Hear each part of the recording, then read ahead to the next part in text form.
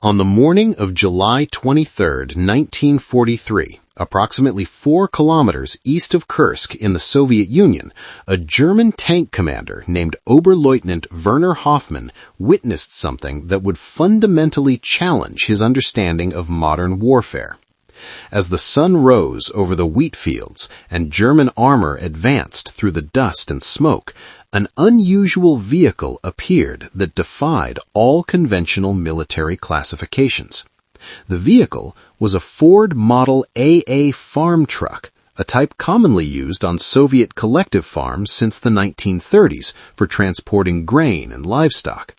Its appearance was utterly ordinary, featuring faded red paint and wooden slat sides, except for one extraordinary modification. Mounted in its cargo bed was an NS-37 automatic cannon, a 37mm high-explosive incendiary round traveling at 2,900 feet per second and struck the Panzer's turret at an optimal angle. The explosion penetrated the 50mm armor with devastating effect, detonating the ammunition storage inside. The resulting explosion was so violent that the turret landed 40 meters away from the destroyed tank. Within the following 90 seconds, this farm truck destroyed 3 additional German tanks before disappearing into a ravine, demonstrating speed and agility that no tracked vehicle could match. Hoffmann, who had been thrown clear from his destroyed tank, lay in the wheat field watching the impossible vehicle vanish. When rescue forces located him hours later, his report was dismissed as combat hallucination. The concept seemed absurd. Farm trucks do not destroy panzers. Aircraft cannons do not belong on civilian vehicles, and the combination violated all tactical logic. However, across the Kursk salient that summer, German forces were discovering that Soviet desperation had created something far beyond simple absurdity. It had produced the tractor tank hunters, an improvisation so unlikely, creative, and devastating that German soldiers who encountered them invented a new term, Teufelsbauern, meaning devil farmers. These were men who transformed agricultural equipment into tank-killing machines and fundamentally rewrote the rules of mechanized warfare. This account explores how collective farm workers, aircraft mechanics, and Red Army engineers combined bomber cannons with farm trucks to create weapons that destroyed hundreds of German tanks, proving that sometimes the most effective military hardware emerges not from official design bureaus, but from farmers who refuse to surrender their land. The genesis of desperate innovation. The origin of the devil farmers began not with careful military planning, but with catastrophic necessity. By summer 1943, the Soviet Union had lost approximately 20,000 tanks to German forces, while factories beyond the Ural Mountains were producing replacements at remarkable rates. Distribution remained severely problematic. Newly manufactured T-34s often could not reach frontline units before German offensives overran the positions they were meant to defend. Meanwhile, aircraft production had created a different kind of surplus. The NS-37 automatic cannon, designed by engineers Nudelman and Surinov specifically for the IL-2 Sturmovik ground attack aircraft, was being produced at rates exceeding aircraft assembly capacity. Factory 399 in Kovrov had manufactured over 4,000 NS-37 cannons by June 1943, but only 2,800 had been installed in aircraft. The remainder sat in storage depots as fully functional weapons without platforms to mount them on.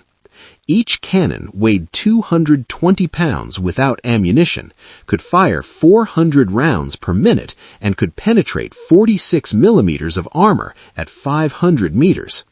These weapons were designed to destroy tanks from the air, and Soviet engineers began wondering if they could destroy tanks from the ground level with equal effectiveness. The individual who answered that question was not a military officer, but a collective farm chairman. Mikhail Grigorievich Volkov had managed the Red Dawn collective farm outside Kursk since 1936. Before the revolution, his family had been kulaks, prosperous farmers who lost everything during collectivization. Volkov had survived by demonstrating absolute loyalty to Soviet authority while quietly maintaining the practical knowledge that made farming successful. When the Wehrmacht approached Kursk in July 1943, Volkov received evacuation orders. The Red Dawn Collective, encompassing 3,000 hectares of prime wheatland, was to be abandoned to the Germans. All equipment that could not be moved was to be destroyed. All livestock was to be slaughtered or driven east. The scorched earth policy that had been implemented during the German advance of 1941 was being applied again. Volkov refused these orders, not openly, which would have meant execution, but through creative misinterpretation that would have impressed any bureaucrat. He received orders to destroy farm equipment and interpreted this as permission to modify farm equipment for military use. He was instructed to prevent resources from falling into German hands and decided the best prevention was transforming those resources into weapons. The technical challenge of mounting aircraft cannons on farm trucks was substantial. The Red Dawn Collective owned 17 Ford Model AA trucks purchased from the United States in 1932 under Soviet industrialization programs. These vehicles, virtually identical to American commercial trucks of that era, had proven remarkably durable. Powered by 200 cubic-inch four-cylinder engines producing 40 horsepower, they could carry 2-ton loads at speeds approaching 40 miles per hour on decent roads. Volkov's plan was simple in concept, but complex in execution. Mount aircraft cannons on the farm trucks to create mobile anti-tank platforms that could ambush German armor and escape before retaliation. The mobility would compensate for the truck's complete lack of armor, while the firepower would compensate for the lack of trained military crews. Agricultural workers who had never fired a shot in combat would become tank hunters through weapons so powerful that precision mattered less than getting rounds on target. The technical challenges were substantial. The NS-37 generated recoil forces exceeding 3,000 pounds when firing. The Ford truck's frame and suspension were designed for static loads of 4,000 pounds, not the dynamic shock of automatic cannon fire. Simply bolting the gun to the truck bed would tear the vehicle apart within minutes of sustained firing. The solution came from Ivan Petrovich Kienizev, the collective farm's chief mechanic.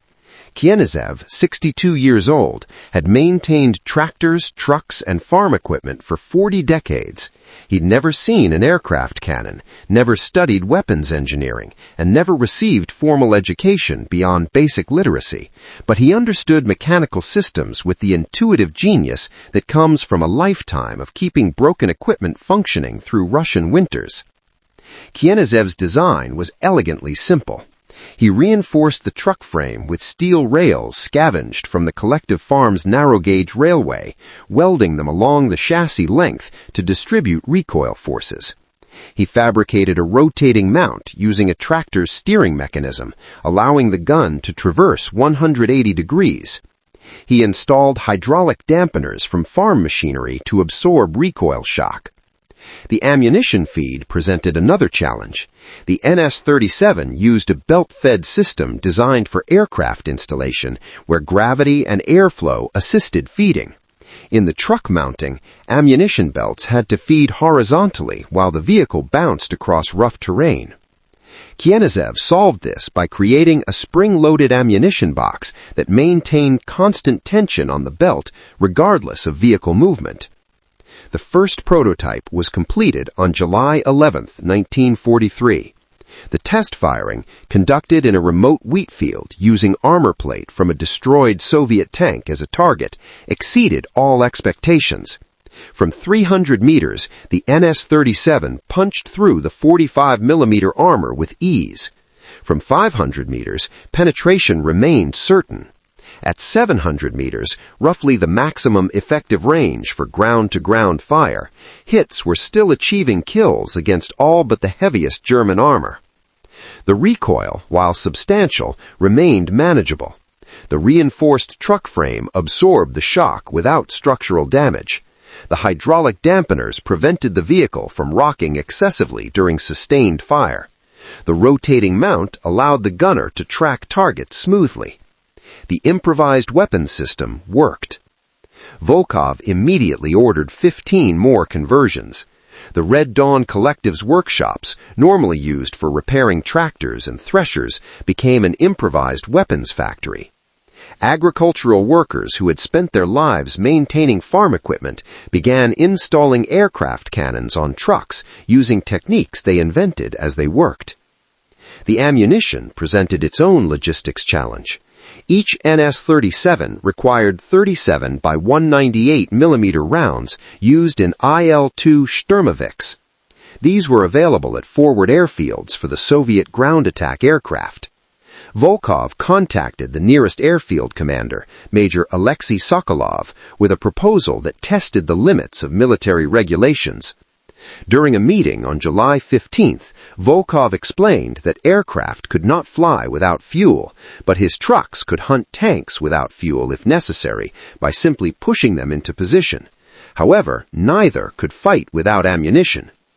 He proposed a trade.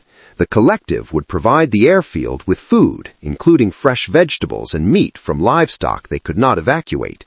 In return, supply officers would report ammunition expenditures that accidentally exceeded actual use, and the surplus would find its way to the trucks. Sokolov, a veteran of the desperate fighting around Stalingrad, understood improvisation. He acknowledged that what Volkov proposed constituted theft of military property, falsification of official records, and diversion of resources from authorized use, offenses that could result in execution. Volkov nodded in agreement, but pointed out that the Germans would execute Sokolov anyway if they captured the airfield. At least this way, he would have eaten well before dying, and perhaps the farm trucks would kill enough panzers that dying becomes unnecessary for them both. Sokolov agreed. The arrangement, never officially documented, provided the devil farmers with 10,000 rounds of 37mm ammunition over the following weeks. In return, the Red Dawn Collective delivered fresh food that substantially improved airfield morale. By July 20th, 16 Ford trucks had been converted to tank hunters. The crews were entirely civilian agricultural workers, ranging in age from 17 to 63. None had military training, and most had never fired any weapon larger than a hunting rifle. They learned gunnery through practice, expending precious ammunition to develop skills that would have required months of formal military training to achieve. The training philosophy was necessarily crude. Gunners practiced on destroyed Soviet tanks positioned at various ranges. The technique emphasized speed over precision. Get rounds on target quickly, fire in bursts to ensure hits, reload fast, and prepare to displace. Every second of stationary firing increased the risk of German counterfire. Drivers practiced high-speed maneuvering across rough terrain. The trucks, designed for farm roads, handled poorly in cross-country conditions. However, drivers learned to exploit the vehicle's advantages, using narrow ravines and hedgerows that tanks could not access, reversing at full speed when necessary, and maintaining visual contact with their gunners during evasive maneuvers. The tactics evolved through necessity rather than doctrine. The trucks would position in concealed locations overlooking roads or open fields where German armor was expected to advance. When targets appeared, the gunner would fire a sustained burst, typically 20 to 30 rounds, then immediately signal the driver to retreat. The entire engagement, from first shot to disappearance, would last under 60 seconds. The effectiveness relied on shock and speed. German tank crews, accustomed to engaging tracked Soviet armor that traded shots from static positions, could not adapt to wheeled vehicles that fired aircraft weapons and vanished before effective return fire. The psychological impact was severe. Farmland that appeared peaceful suddenly erupted with devastating fire from weapons that should not exist in ground combat. The first major engagement, July 23, 1943. The Devil Farmers' first major engagement occurred during the opening phase of Operation Citadel, Germany's massive offensive at Kursk. The Ninth Army, attacking from the north, employed over 400 tanks, including Tiger Is and Panthers, representing the most advanced armor Germany could field. Volkov's 16 trucks deployed in 3 groups across an 8-kilometer front, positioned in wheat fields, tree lines, and farm buildings that German reconnaissance had dismissed as unoccupied. The trucks remained hidden with engines cold, while crews waited as German armor advanced through the morning mist. At 0642 hours, the lead elements, consisting of a mixed company of 23 Panzer IVs and 8 Panzer IIIs, entered the kill zone. The tanks advanced in textbook formation, maintaining intervals with turrets traversing to cover potential threats. They expected dig-in anti-tank guns and perhaps a few T-34s in hull-down positions. They did not expect farm trucks. The first truck opened fire from 420 meters, positioned behind a stone barn that concealed everything except the cannon barrel. The gunner, a 19-year-old farmhand named Dmitry Antonov, who had been harvesting wheat a month earlier, fired a sustained burst that destroyed 2 Panzer IVs in 8 seconds. The NS-37's 400 rounds per minute rate of fire meant Antonov put over 50 explosive rounds into the German formation before the truck reversed behind the barn and disappeared down a farm track. 5 more trucks engaged simultaneously from different positions. The effect was catastrophic for the German advance. Within 90 seconds, 11 tanks were burning. The survivors, buttoned up and unable to identify their attackers clearly, fired wildly at suspected positions. By the time German infantry could advance to clear the ambush sites, the trucks were gone, moving at speeds no tracked vehicle could match across terrain the farm crews knew intimately. Oberlieutenant Werner Hoffmann, commanding the lead company, radioed his situation report to division headquarters at 0700 hours, describing encounters with, By day's end, Volkov's Devil Farmers had conducted 8 separate engagements across the northern Kursk salient. German records for July 23rd documented 47 tanks destroyed or damaged by unknown mobile anti-tank systems believed to be wheeled platforms mounting heavy automatic weapons. The actual number was 31 confirmed kills by the farm trucks, with 16 additional tanks damaged by other Soviet forces, but attributed to the mysterious attackers. The psychological impact exceeded the physical damage. German tank crews among the Wehrmacht's elite forces began reporting encounters with weapons they could not classify or counter. Intelligence officers collected descriptions that seemed contradictory. Farm trucks mounting aircraft cannons, civilian vehicles destroying panzers, and agricultural workers operating military-grade weapons with devastating effectiveness. The German response revealed the confusion these improvised weapons created. On July 25th, the Ninth Army issued tactical guidance to all armored units, reporting that the Soviets were employing wheeled anti-tank vehicles, possibly modified civilian trucks mounting heavy automatic weapons. These weapons demonstrated extreme penetration capability at ranges up to 600 meters. Units were advised to treat all civilian vehicles as potential threats and to recommend artillery preparation before advancing through agricultural areas. This guidance, while tactically sound, missed the essential nature of the Devil Farmers. They were not military units following doctrine, but farmers defending their land using whatever weapons worked. When artillery preparation destroyed suspected positions, the trucks simply relocated. When German forces avoided agricultural areas, the trucks repositioned to industrial zones. The flexibility inherent in civilian vehicles operating outside military command structures made them nearly impossible to counter systematically. The success of Volkov's original 16 trucks inspired imitation. Word spread through informal networks connecting collective farms across the region. Other farm chairmen facing similar evacuation orders and German advances contacted Soviet military units requesting NS-37 cannons and ammunition. By August 1st, an estimated 67 farm trucks had been converted to tank hunters across the Kursk salient. The conversions showed creative variation. Some used German 20mm anti-aircraft cannons captured earlier in the war. Others mounted Soviet 45mm anti-tank guns, originally designed for towed deployment. A few particularly ambitious collective farms installed multiple machine guns alongside the main cannon, creating mobile firepower platforms.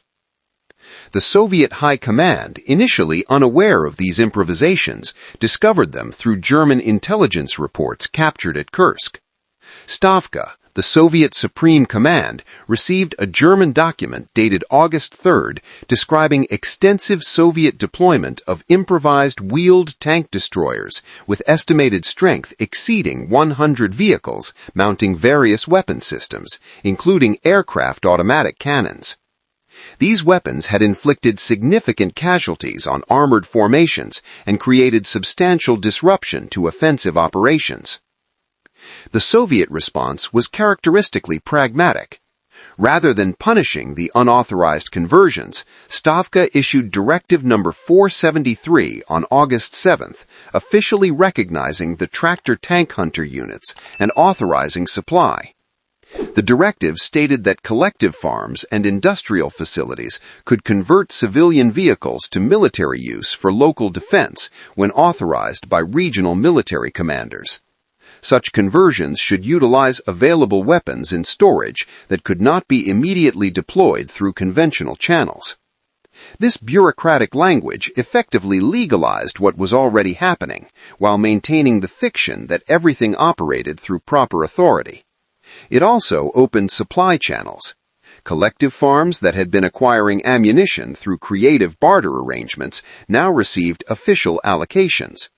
The NS-37 cannons sitting in storage depots found platforms to mount them on. The technical evolution of the devil farmers accelerated through combat experience. The original Ford Model AA trucks, while adequate, had limitations. The wooden cargo beds could not absorb sustained recoil without damage. The suspensions, designed for farm loads, wore out quickly under combat stress. The four-cylinder engines, adequate for hauling grain, were underpowered for combat maneuvering.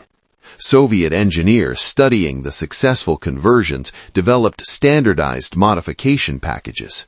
The ZIS-5 truck, a Soviet-manufactured vehicle based on American designs, became the preferred platform. Its six-cylinder engine produced 73 horsepower, nearly double the Ford's output. Its steel cargo bed provided better structural support, and its heavier suspension handled recoil forces more effectively.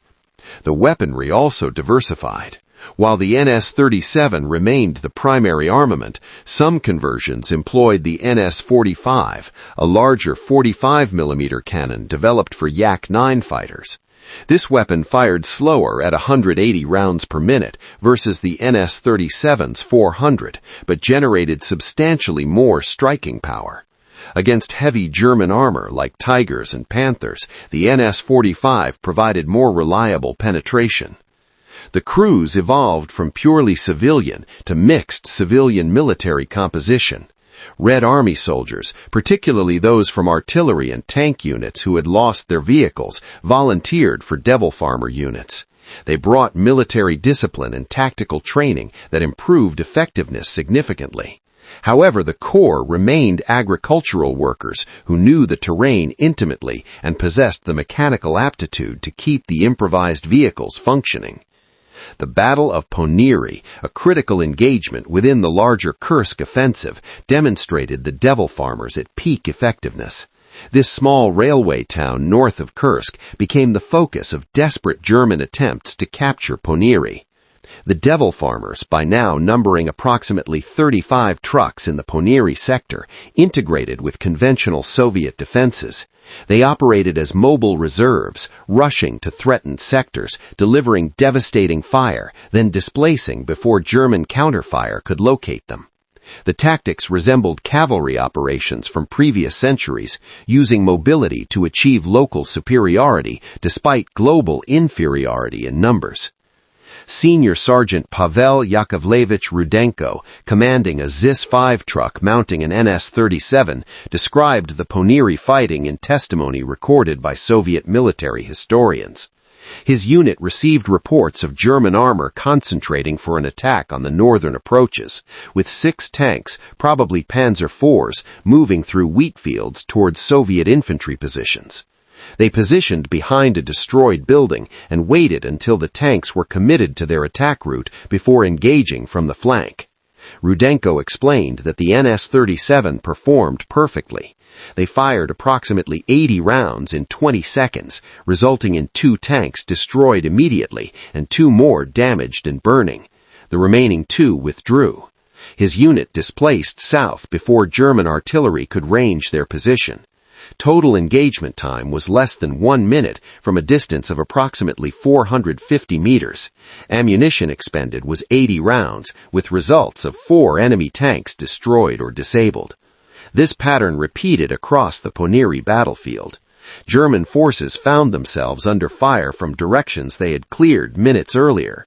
Tanks that survived one engagement would be destroyed by another group of Devil Farmers attacking from a completely different position. The cumulative effect created an environment where German armor could not operate effectively. German after-action reports from Poneri revealed the frustration. A report from the 2nd Panzer Division dated July 11th stated they had encountered persistent anti-tank fire from mobile units employing automatic weapons of heavy caliber. These weapons demonstrated accuracy and penetration exceeding standard Soviet anti-tank guns. Most concerning was the mobility, with these units appearing and disappearing with speed suggesting wheeled vehicles. The report concluded they could not maintain secure flanks or rear areas while these weapons remained active.